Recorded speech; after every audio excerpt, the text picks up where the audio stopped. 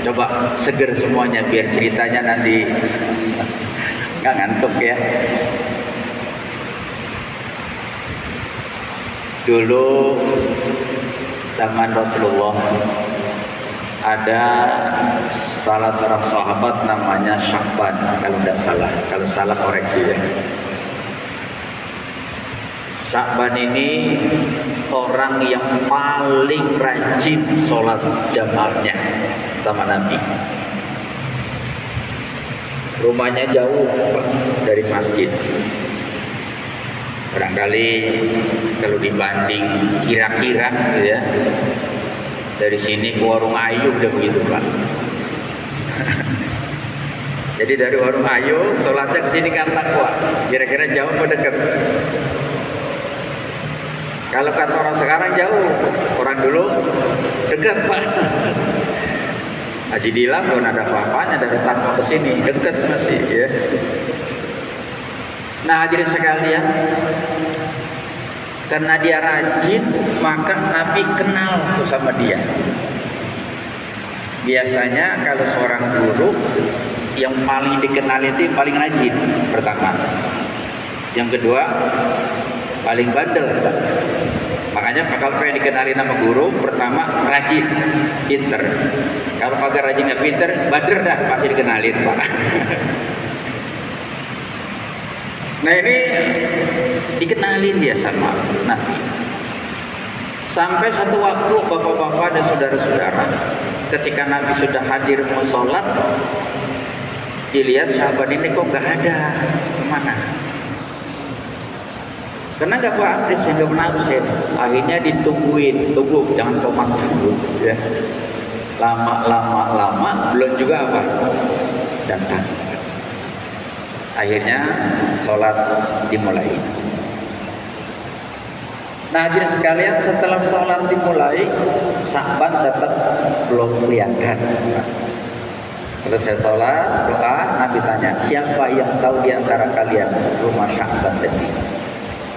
Ada beberapa orang sahabat yang tahu Pak. Ayo kita lihat apakah dia sakit atau kenapa.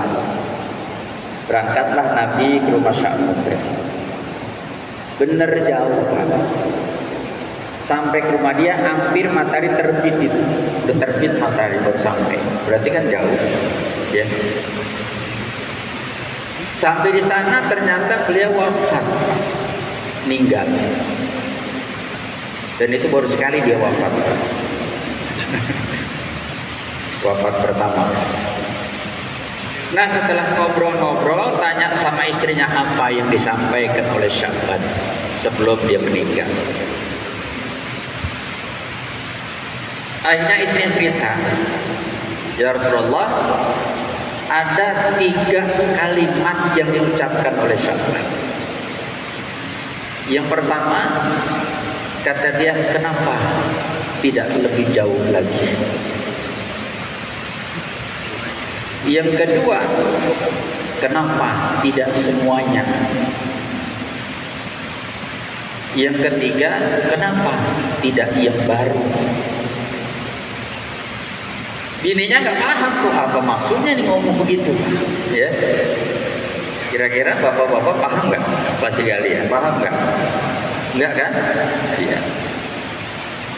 Nah hadirin sekalian, setelah diceritakan oleh istrinya, akhirnya Nabi menjelaskan, Sya'ban ini adalah salah seorang sahabat yang rajin sholat jamaah ke masjid dan rumahnya termasuk yang jauh. Ternyata rumah jauh itu tidak membuat dia malas, tidak membuat dia menyesal, malah kepengen lebih jauh lagi rumahnya. Karena semakin jauh perjalanan, semakin besar pahalanya. Kullu khutwatin yahtuha idal masjid rufi'a lahu darajah wa khutta anha khati'ah. Setiap langkah yang dilangkahkan kakinya ke masjid diangkat derajatnya oleh Allah. Dari sini ke Warung Ayu berapa ratus langkah kira-kira, ya kan? Dan setiap langkah pula dosanya dihapus. Sehingga dia rumahnya itu berharap rumahnya kenapa tidak lebih jauh lagi. sehingga langkahnya lebih banyak untuk datang ke mana? Ke masjid.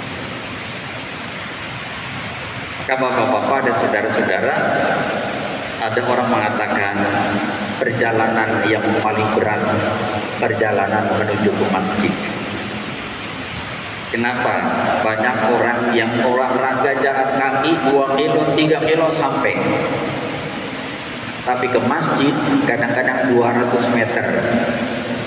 Nggak apa, nggak nyampe. Maka siap-siaplah yang malas ke masjid untuk menyesal nanti hari kiamat. Naudzubillahimin, ayo berlomba. Alhamdulillah, jamu takbir termasuk orang-orang yang dipilih betah di mana? Di masjid. Alhamdulillah. Jadi jangan pernah kalian menyesal, jangan pernah kalian ragu-ragu, yakin inilah pilihan Allah terbaik pada kita, sehingga kita 10 hari terakhir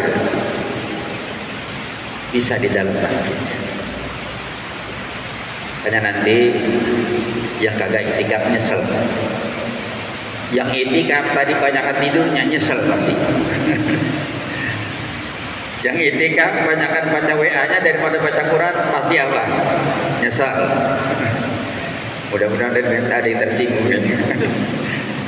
Nyesal, ya. Atau yang tidur mulu, cuman apa namanya tuh, pindah tempat tidur dari kamar ke sini, dari rumah ke sini. Ya.